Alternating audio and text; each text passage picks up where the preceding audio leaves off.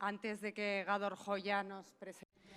Before Mr. Joyanos introduces our next speaker, I wanted to give you a great piece of news, which is the fact that I know that this room is completely filled with people, although there are a few chairs empty. There are over 5,000 people who are following us through social networks. They're following us on our YouTube channel and our Facebook page. Thank you very much.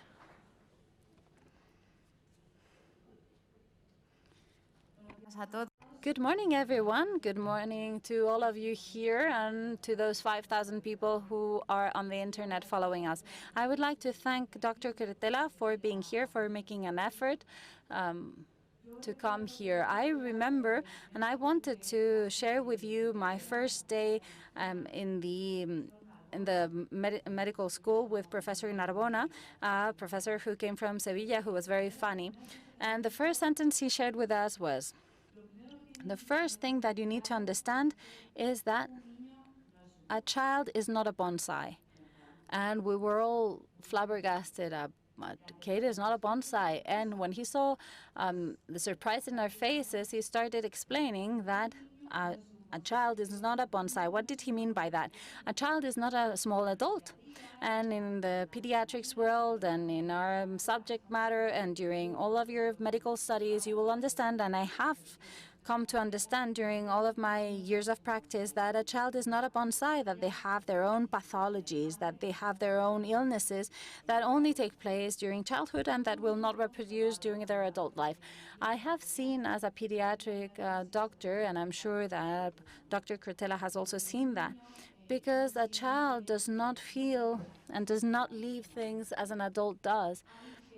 We have to understand children as Dr. Cretella knows them. You have to love children as she does in order to be capable of getting rid of any other interests that are not those that have to do with scientific interest and caring for the children. That is why she promotes and she asks for a real scientific approach in the case of children with disorders or problems of sexual identity. That is why we know, thanks to Dr. Cretella, as she very well explains, during their life, during the childhood and preteen years, they go through different phases of sexual identity, and what you have to do is accompany them, be with them during all of those stages. That is why it is important to know firsthand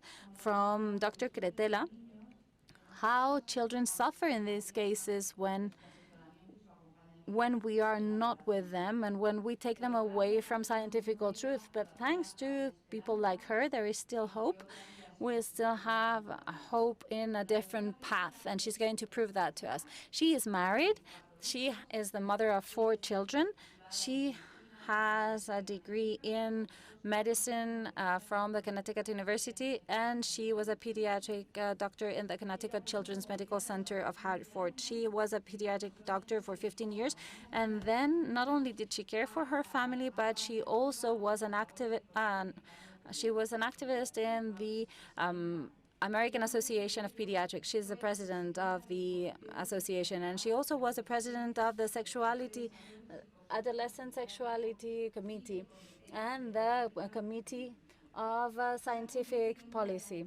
And she is one of the main researchers, writers, and spokespeople of the American Association, as well as before many different media. She's a member of the advising committee for scientific integrity, and this is an association of professionals who defend psychotherapy for homosexuals and gender dysphoria. She also was a member of the steering committee of the National Association for Research and Therapy for Homosexuality.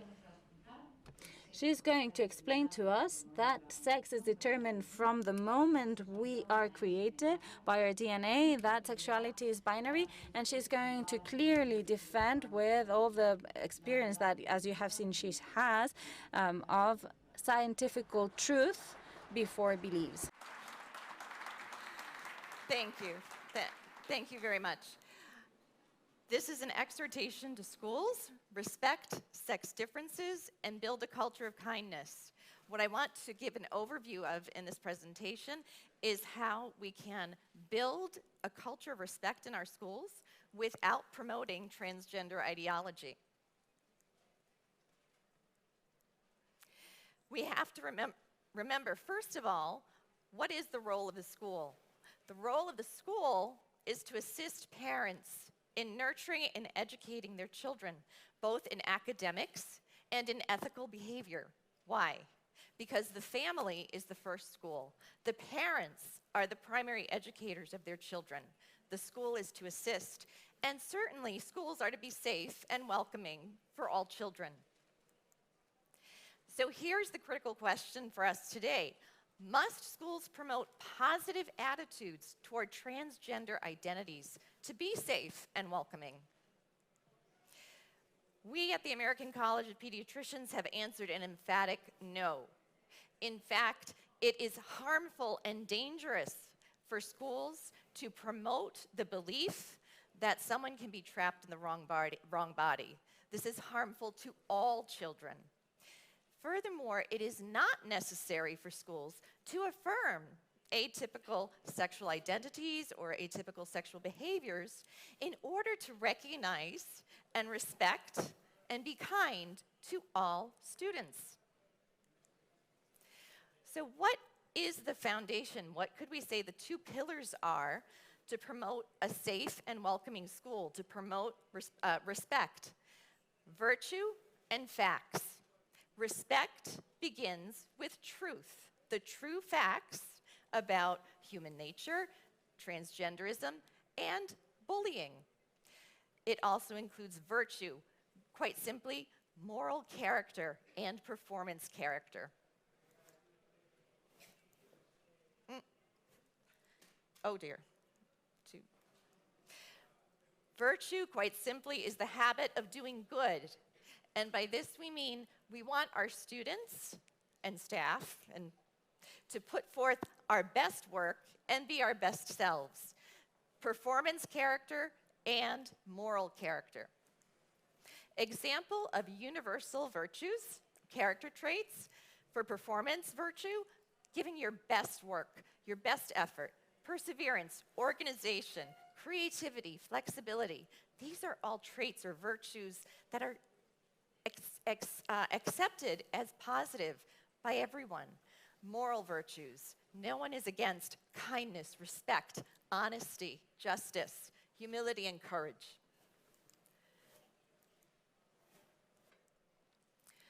So what are the facts? What are the facts that research demonstrates for both transgenderism and bullying? Gender, very simply, and other speakers have addressed this, means male or female. It's very much tied to sex stereotypes. Grammar has a gender. If I have a friend who is female, amiga. If I have a friend who is male, amigo. Things may be assigned a gender. If I name a hurricane Gloria, I have assigned the hurricane a gender. If my husband chooses to name his sports car Lola, he has assigned his car a gender.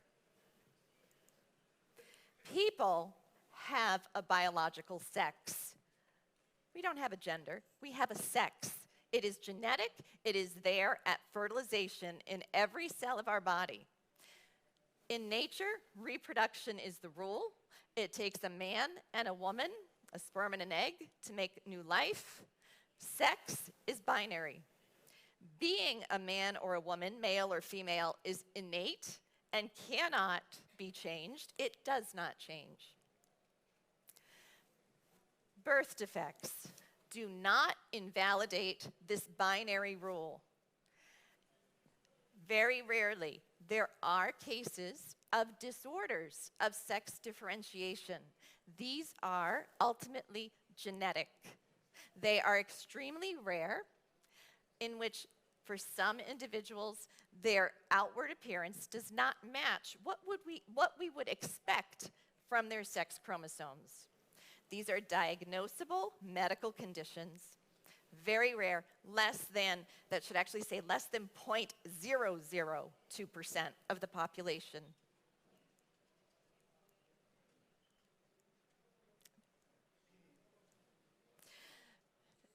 Again, XX, we are female. XY at fertilization, male.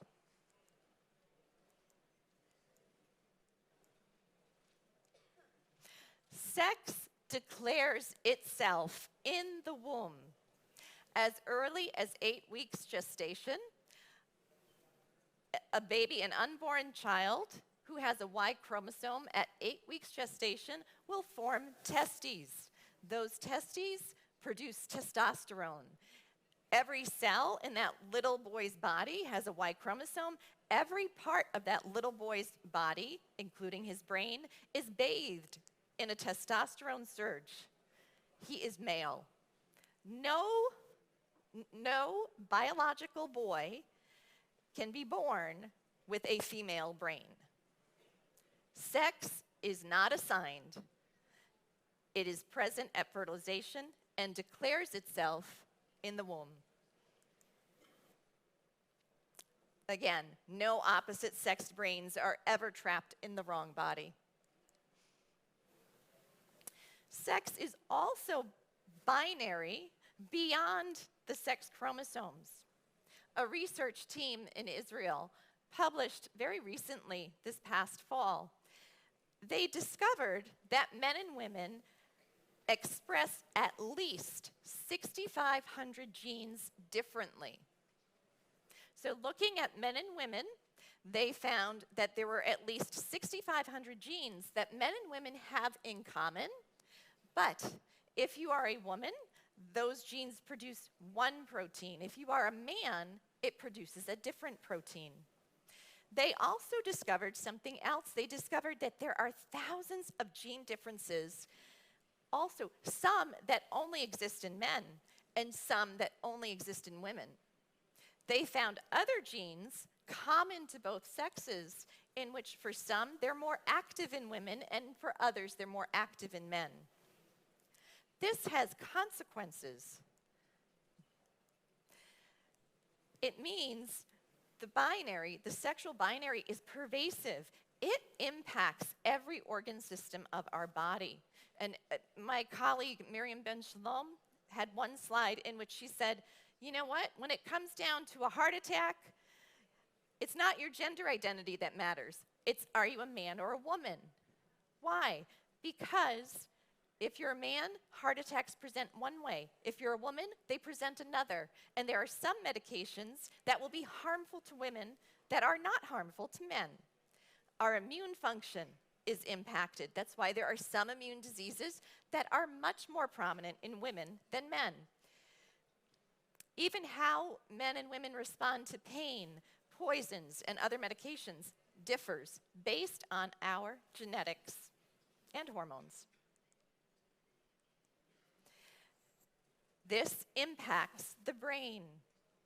Again, every brain cell either has an XX or an XY if you are a man, and the neural wiring, because of this genetic difference, and which controls hormones as well, actually forms different language processing pathways, different visual and different auditory neurological pathways.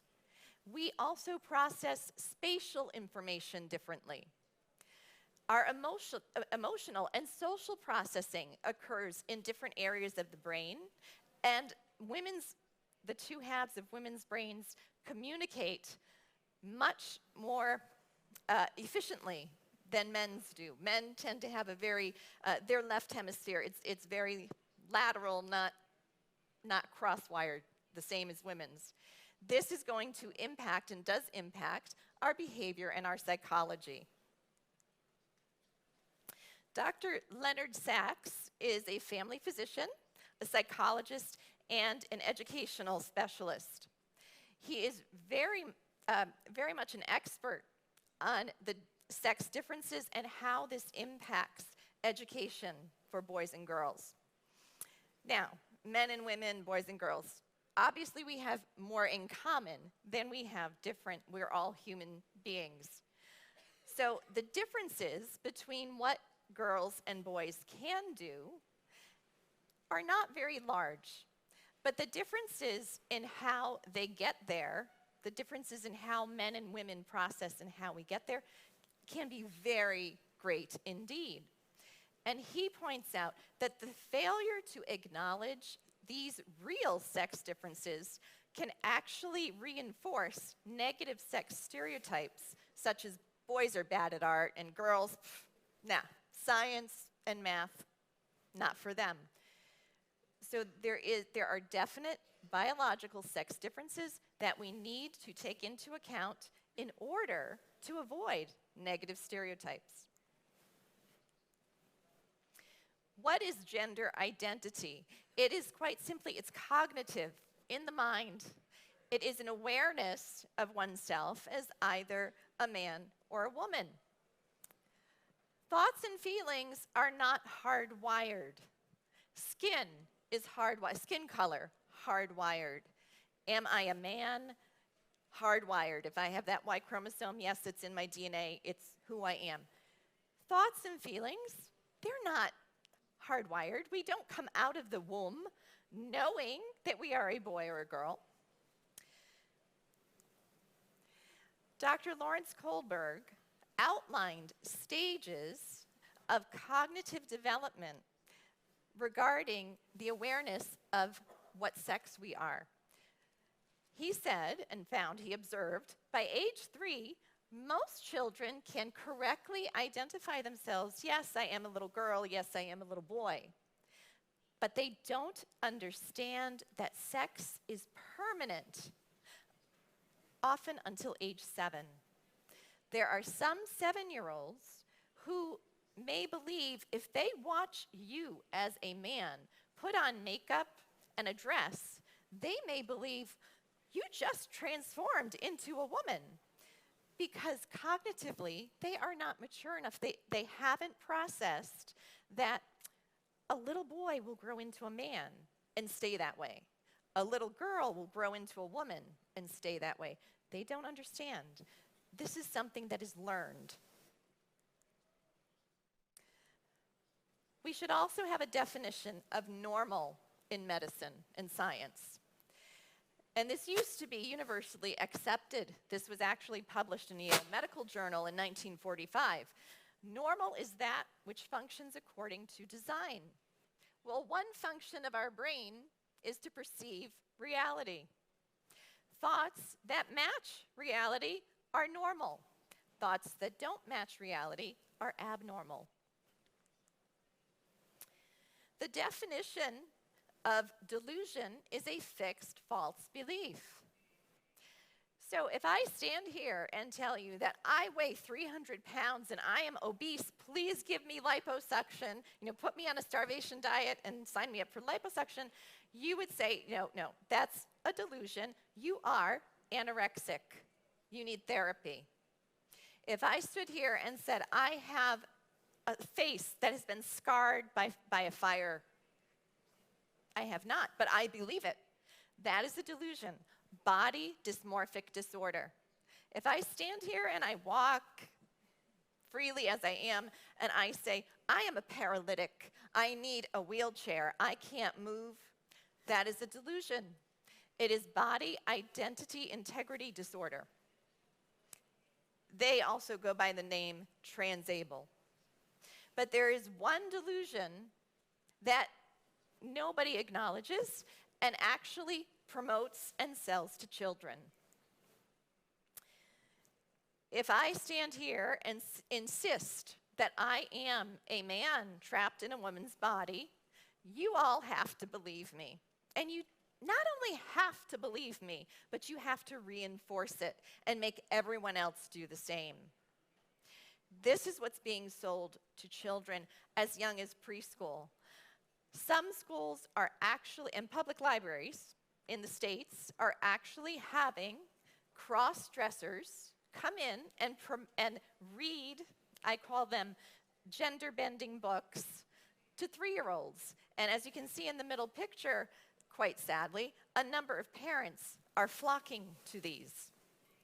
When a little child who's 3, between the ages of 3 and 7, hears stories and sees these men dressed as women, this derails their normal cognitive and psychological development. This is a threat.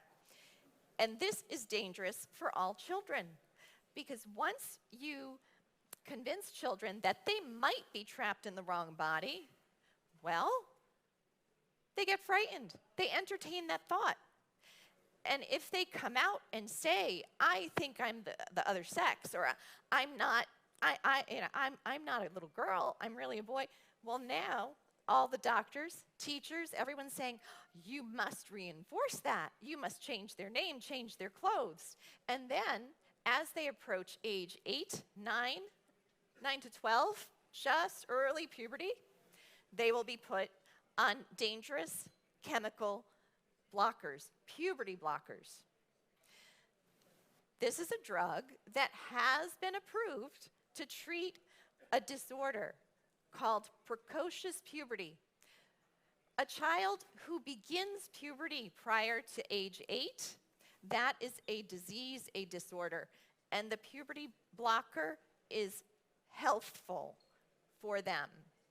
For a short period of time, they are placed on the blocker until normal puberty should begin. But we are talking about physically healthy children being put on blockers and then being put on sex change hormones. When you combine that, when you put a very young child on the blockers and then on the sex change hormones, they become permanently sterile. The sex change hormones, from adults, we know that they carry very grave risks. They increase your risk for heart attacks, strokes, diabetes, and some cancers. We also know in adults who have gone through the transition that between 10 years and 30 years out from being on hormones and the sex change hormones and the surgeries, between 10 to 30 years out, their suicide rate dramatically increases to the point that it is 19 times greater than the general population. And yet, we are taking little children who, if we supported them and their parents with therapy, to embrace their bodies, to come to see themselves as the loving and cared for little boy or little girl they are, and carried them through natural puberty, over 80% of confused children would recover by their late teen years. Social impersonation can lock in the confusion or delusion, sterilization from the drugs, and at age 16 in America, a teenage girl may obtain a double mastectomy. That's permanent. Sterility, permanent. Double mastectomy, permanent. Children have no cognitive ability to give true consent.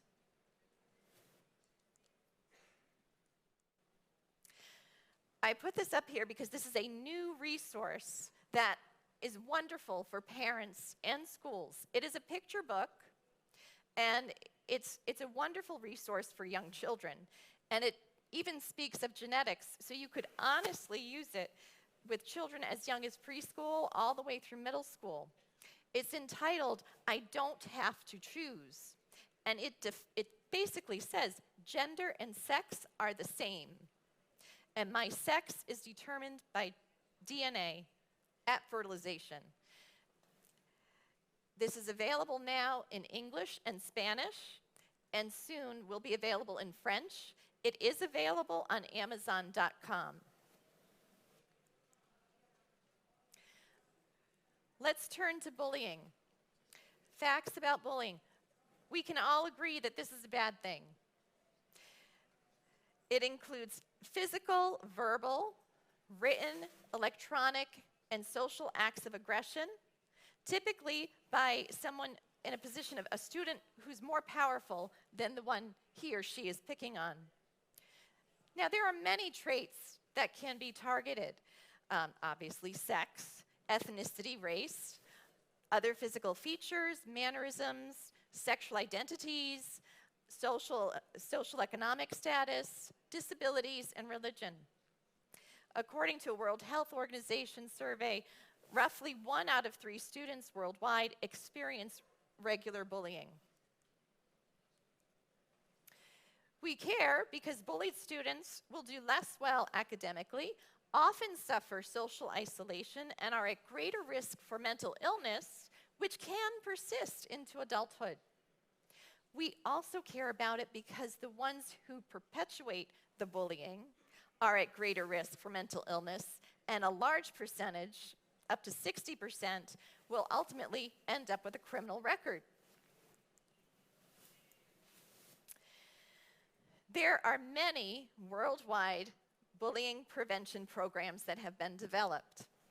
And every state in the United States has anti-bullying legislation.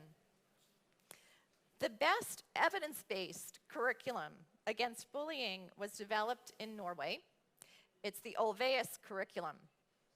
It may be used from kindergarten all the way through to age 18. Considered the most effective, and yet, at best, it cuts bullying only by 30%. Why? Because bullying is a symptom of a bigger problem. The bullying curricula tend to focus on the strong versus the weak, when in fact, when the American Sociological Association and the National Center for Student Aspirations looked and surveyed hundreds and hundreds of schools, found that what we typically consider bullying also happens between social equals and the popular kids and the wealthy kids. In fact, among wealthy and popular children, the cyberbullying and the social bullying is more common. So what we are dealing with is a minority of students who find it important to respect one another.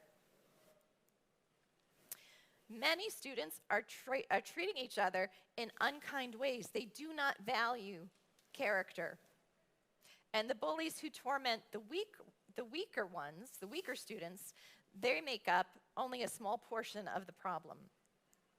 So what can we do? This is my friend and colleague, Dr. Thomas Licona. He is a developmental psychologist affiliated with Southern University of New York. And he's considered the father of modern character education, having trained more than 5,000 educators from 40 states and 22 countries. Essentially, the goal of character education is to create positive peer pressure within the school community to develop good habits to inhibit the negative behaviors. Bullying has been found to decrease when comprehensive character education is utilized.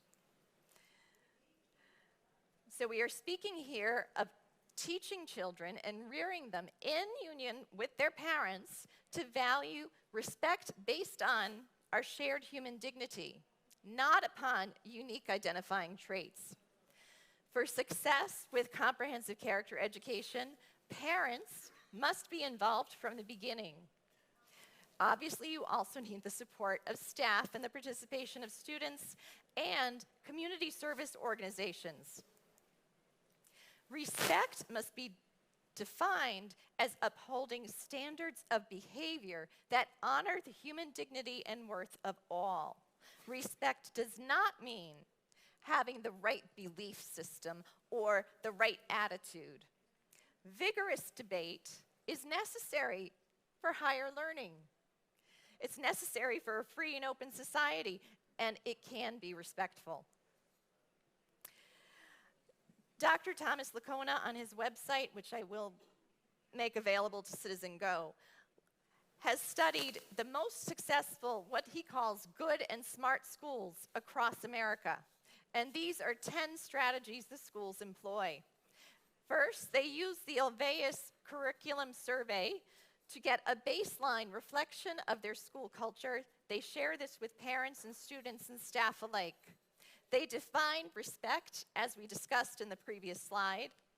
They train their staff so that students and parents understand that the staff are there to respond to any student concerns and to also not keep secrets from the parents.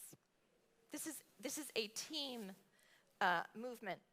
A school touchstone is simply a motto or mission statement for the students to rally students, parents, and teachers together. A simple motto such as best work and best self.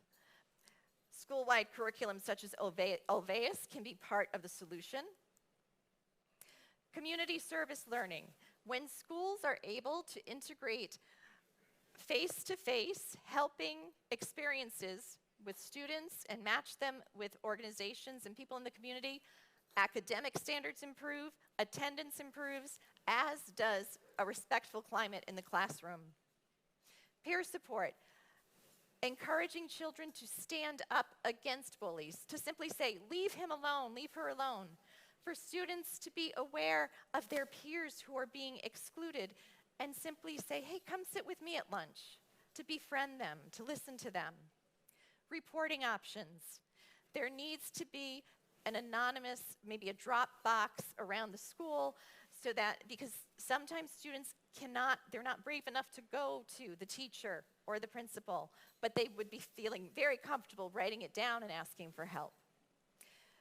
Schools that have a student government that is democratic in style can actually deal with conflicts as they arise and with help of the staff come up with solutions. The Student-Run Welcome Committee, some schools, very successful high schools, have their senior students run a day of orientation for the freshman students. This was one way that some of the high schools eliminated years of hazing of freshmen. When you get the members of the different grades together to come to know one another and help, you create that culture of kindness. And I will stop here. Actually, I'm going to end with this slide. I want to end with this slide. This is the website where you can find many resources for comprehensive character education, and they are available in English and Spanish. And you can also contact Dr. Licona through that website if you need resources in other languages, because he has been all over the world, and so he can certainly direct you. And the last thing I want to say is that Dr. Licona makes it very clear that comprehensive character education respects moral conscience, respects the diversity of moral conscience. And that's what's key. That is what keeps the parents as the primary educators of the family and promotes a welcoming community. Thank you.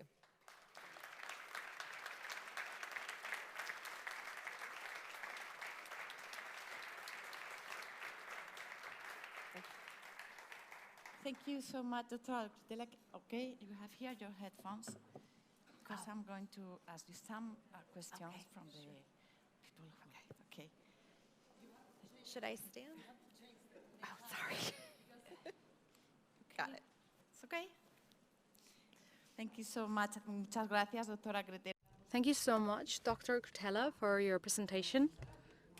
Apparently, we have to sit down over here. We have a few questions from the audience, and actually I have a few questions personally, and I would like to take advantage of having the microphone to ask you my question directly. We're talking about children that have gender dysphoria or problems with gender identity. They need to be supported, and we need to prevent bullying. We need to prevent further damage for their adult age. But these children are also supported by other children who don't have this type of gender identity disorders or problems. So how can this affect other children who perfectly feel identified with their own gender and sex. How can this issue affect them? How can this affect them when they are having to deal with other children who are maybe they're being forced to address their friend John as Mary all of a sudden, or they're having to share locker rooms with them? How can these children be affected by this? Exactly. It's damaging on multiple fronts. If you are speaking, as I said, of young children under the age of 7, if they are being forced to call their Johnny, being forced to call Johnny Mary, because today he's wearing a dress and that's how he wants to be spoken to. And then the next day, 2 days later, Johnny is Johnny again. This is very confusing and psychologically and cognitively damaging to young children. And this is obvious. I mean, this is obvious. You do not need to be an MD or a PhD to know this. You just need to not be a left-wing activist to know this. Now, obviously, the other way, the other way that it is most damaging, my colleague Miriam Ben Shalom spoke to earlier. Girls and women are being denied private spaces. I should not have to worry about my little girl having to change in front of a penis. I mean, let's be very direct. I should not have to worry about that. And if I were the mother of a child who was confused about their sexuality, I would not want let's say my little girl thinks, oh, mommy, I'm a boy. I want to go use the boys' room. Are you kidding me? I'd be afraid she was going to get beat up in there or raped. This is insane. Okay, reality is you are a boy or you are a girl, and respect starts with the truth. Okay, muchas gracias. Otra pregunta. Thank you so much. Another question. To what extent could the economic interest of certain labs, big pharma, could have an influence when treating with hormones that could, hormones of the opposite sex? Big pharma definitely plays a role. I've not seen, no one has admitted this in public, certainly. However, it is well known that it is dangerous to give hormones to women after menopause now. So the pharmaceutical companies lost that market. But with gender-confused children, all of a sudden, yes, give them puberty blockers. Yes, give the little boys estrogen, give the girls testosterone. These things have never, ever, ever been tested in biologically healthy children. We know that there are these dangerous risks based on adults. Lupron, a puberty blocker, is used to treat prostate cancer in men. It is associated with cognitive decline. But we're giving it to our children, to our little 8, 9, 12-year-old children. And again, as I said earlier, the sex change hormones. Heart attacks, strokes, diabetes, cancers. How could anyone in their right mind put children on these chemicals before they're even 13, and approve of a double mastectomy at age 16? This is child abuse. It's child abuse. Okay. Podemos considerar a los. Could we consider those parents who are orienting their children to that identification towards the opposite sex, could we consider them guilty? To what extent can we consider them guilty, those parents who are somehow leading their children in that sense? Some parents have jumped on the bandwagon. I think they are in the minority. By that I mean parents who before the child is even born, they're saying, I'm going to raise my child gender neutral, and I'm not telling you what the sex is, and they are 100% guilty. What I find as president of the American College of Pediatricians, I more often am getting so many phone calls from across the country from distraught parents, parents who are saying, please help us. We don't want to put our children on hormones. We want therapy. But even in the states, there are now 10 states that have outlawed psychotherapy to help investigate what are the underlying causes of a child's gender confusion. So in 10 states already, that has been outlawed, and the left-wing activists, the transgender pro-activists, are fighting to make it illegal in every state. So most parents, I believe, want to do the right thing. They are being lied to and often being bullied themselves. Okay.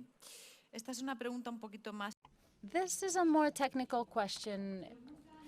They're asking what's the relationship, or if there is a relationship between. I don't know if there is a difference. I don't know. They're asking about a very specific term.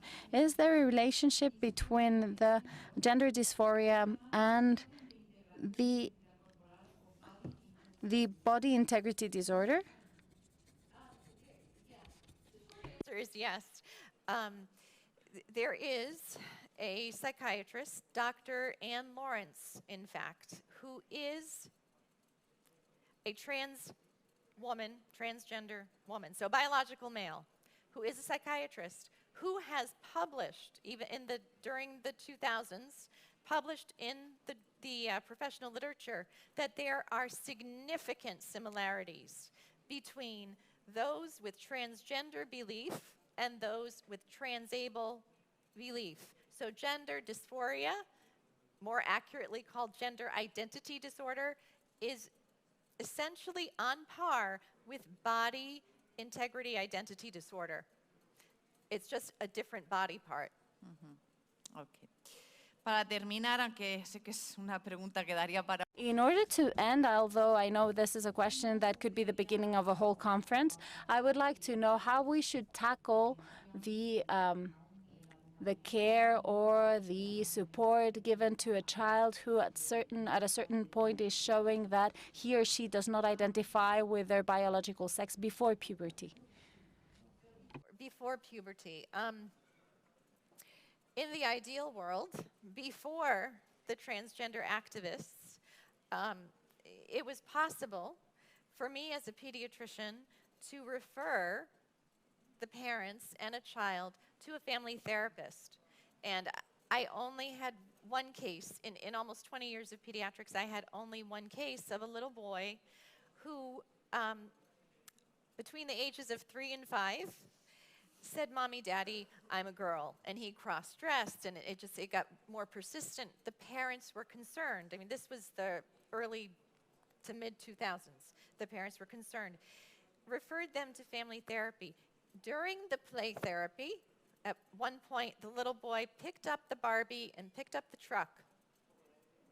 He put the truck down, and he looked at his parents in front of the therapist and said, Mommy, Daddy, you don't love me when I'm a boy. Now the therapist had something to work with, and again, this is not easy, but through hard work, they were able together with the parents to figure out that he misperceived his parents' attention to his little sister who had special needs. He was the firstborn. He went from being king of the hill to little sissy needs almost 24-hour care, and Mommy and Daddy are all focused on her. He internalized he was not lovable. Boys are not lovable. So if we can identify the psychological problem and work with that in the family together, they get better, especially when they're young, And within a year of therapy, he was improved and went on to a normal boyhood. Okay. Pues nada más, muchísimas gracias. Okay, thank you so much, Dr. Cretella, for your presentation and for having given us so much information. Thank you so much. Thank you very much. Me parece que creo que ahora es la hora. I think it is time for us to break for lunch. Teresa García Noblejas, I believe, is coming to give us some logistics information. Okay. Good morning.